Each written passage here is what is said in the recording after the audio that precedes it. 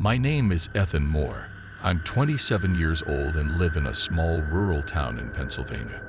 I work as a delivery driver for a logistics company, mostly delivering supplies to local businesses.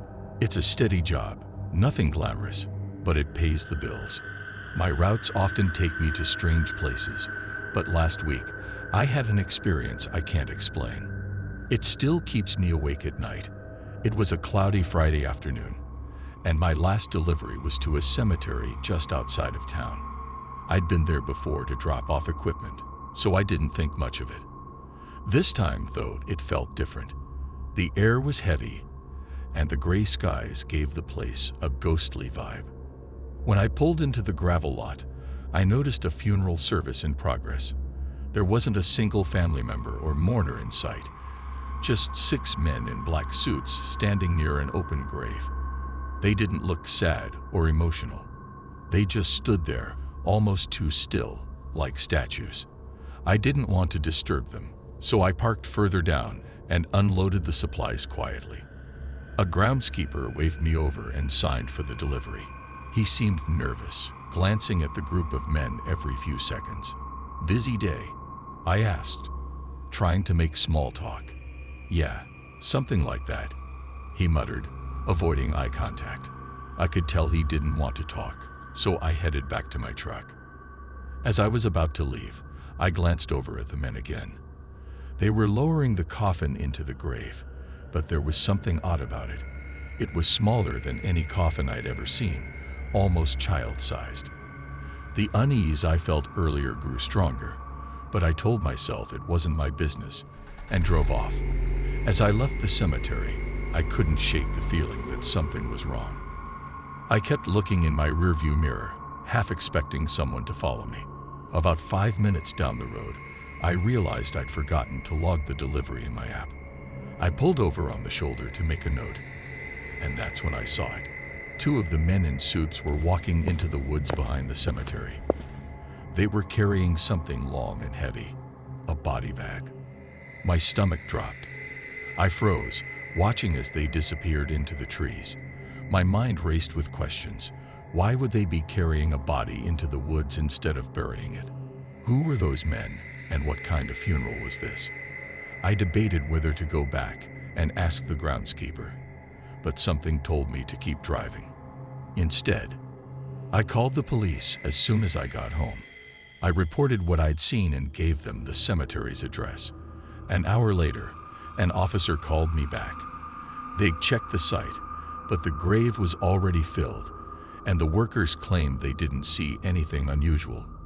The officer didn't sound convinced by my story, but I knew what I'd seen. That night, I couldn't sleep. I kept picturing the men in suits, their blank faces, and the way they moved with eerie precision. Around midnight, I heard a car outside my apartment. I peeked through the blinds and saw a black sedan parked across the street. A man stepped out. It was one of them, the men in suits. My heart raced as he walked up to my building and slipped an envelope under my door before driving off. I didn't open it right away. My hands were shaking too much. When I finally worked up the courage, I unfolded the note inside. "Stay out of business that's not yours." That was all it said, but the message was clear. They knew I'd seen them, and they were warning me to back off. The next day, I went to my boss and requested a route change. I didn't tell him why, just that I didn't want to deliver to the cemetery anymore. He didn't ask questions, and I was relieved. For the next few weeks, I avoided anything that might lead me back to that place. But the memory lingers. Those men, that body bag, and the grave that wasn't supposed to be there. I still wonder what I stumbled into that day. Some kind of illegal burial. Something darker. I'll probably never know. And honestly, I don't want to. Since then, I've been extra cautious on my routes, always looking over my shoulder. I don't know who those men were, but I'm certain they weren't just funeral directors. Sometimes, late at night, I think about that grave and the body bag in the woods. I try to convince myself it's over, that I'm safe now. But deep down, I know the truth. Some things are better left buried.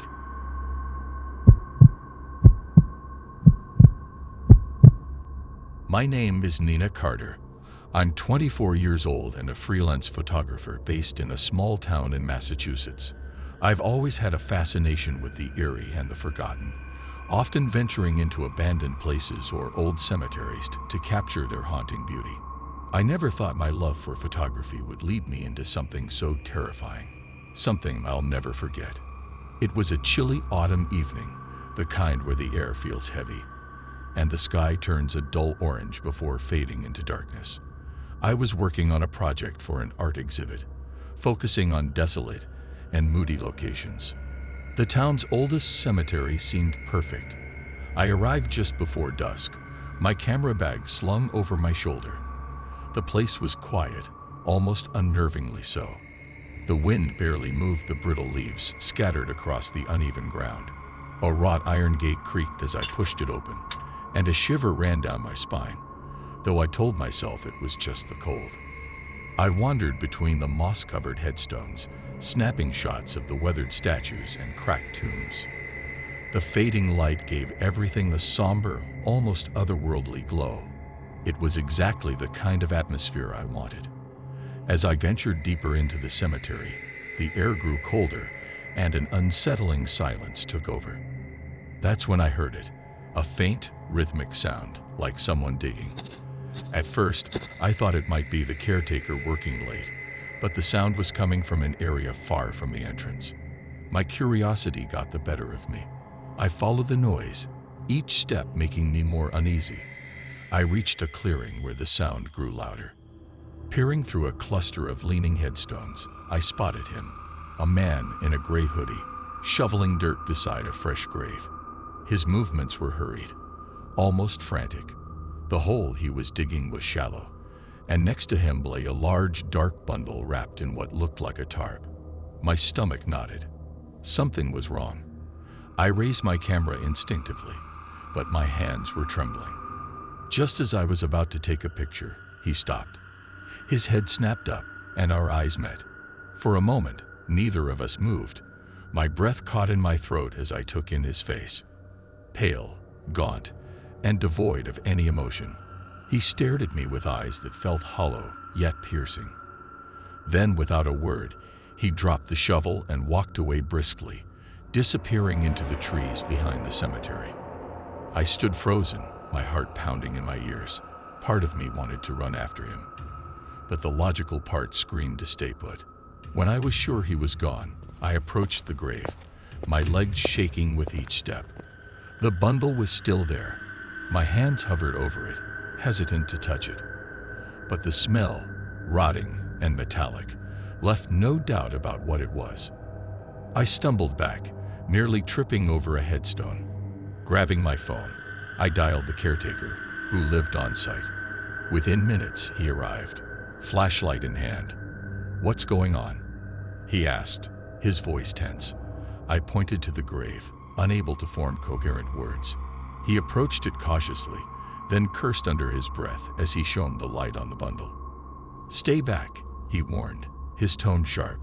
He called the police, and while we waited, I told him what I'd seen. His face grew paler with each word. When the authorities arrived, they confirmed what I already suspected. The grave wasn't part of the cemetery's records, and the body inside the bundle didn't belong there. It was a middle-aged man, his face bruised and unrecognizable. The police took my statement and promised to investigate. I tried to go home and forget about it, but the man's hollow eyes and the smell of decay haunted me. 3 days later, I found a note on my car windshield. The words were scrawled in uneven, shaky handwriting. "You should have stayed quiet." My hands went cold as I scanned the parking lot, but there was no one in sight. I reported the note to the police, but they didn't seem hopeful about finding the man. "It could have been anyone," the officer said, though I could tell he didn't believe it. I couldn't shake the feeling that I was being watched. At night, I hear faint creaks outside my apartment, or see shadows moving just beyond my window. Maybe it was paranoia, or maybe it wasn't. 2 weeks later, I packed up and moved to a new city. I left the project unfinished and stopped photographing cemeteries altogether. Sometimes I wonder what that man was doing in the cemetery that night. Was it some sort of cover-up? A ritual? I'll never know. What I do know is that curiosity can be dangerous. Some things are better left undiscovered, buried in the cold, dark earth where they belong. Ready to feel a chill run down your spine? Join us in the shadows and dive into the world of terrifying tales and creepy encounters. Subscribe now to Shivers in the Dark and hit the bell so you never miss a story that keeps you up at night.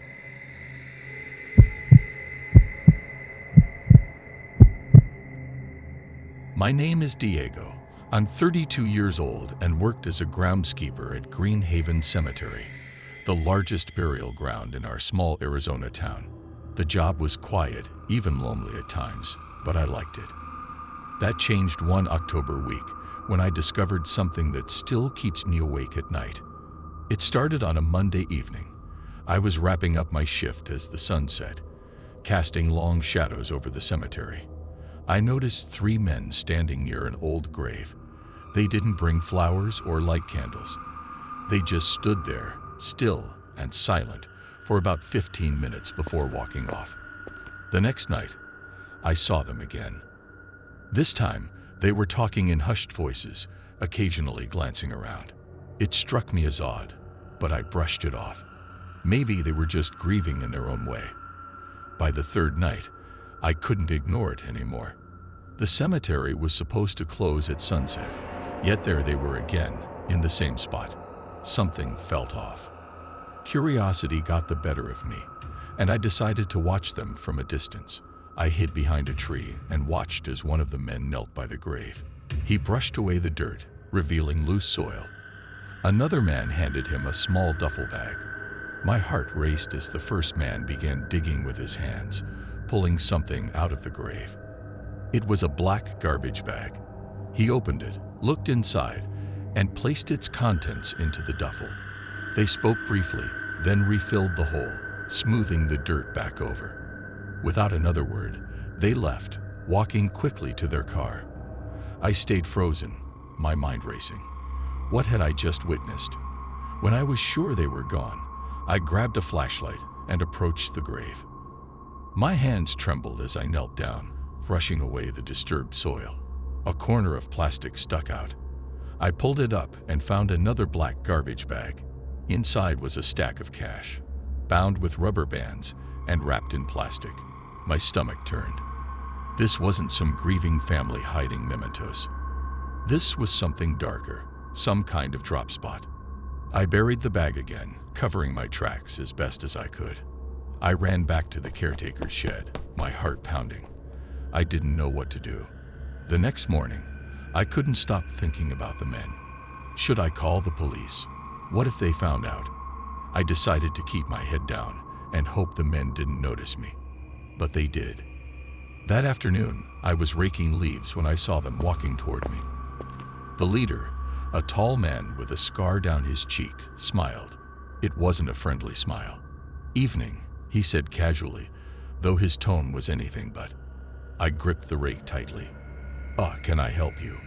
He stepped closer. "We noticed you've been hanging around a certain grave." "That's not your business." My mouth went dry.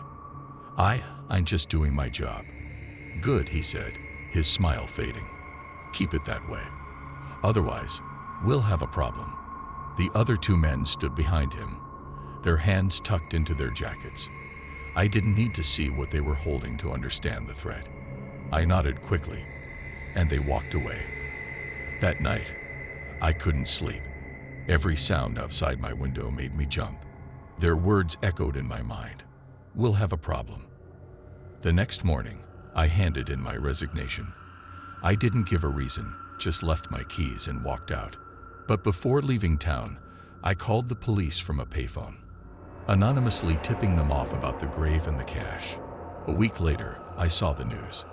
The police had uncovered nearly $200,000, hidden in multiple graves at the cemetery. The money was connected to a drug trafficking ring that had been operating in the area for years. I felt a mix of relief and fear. I'd done the right thing, but what if those men suspected me? I moved to another town, far from Greenhaven Cemetery, but the fear hasn't left me. I can't walk past a cemetery without feeling like someone's watching. Every time I hear tires crunching on gravel, my heart races. I'll never forget those men and their cold, calculating eyes. Curiosity nearly cost me my life. Some secrets are better left buried.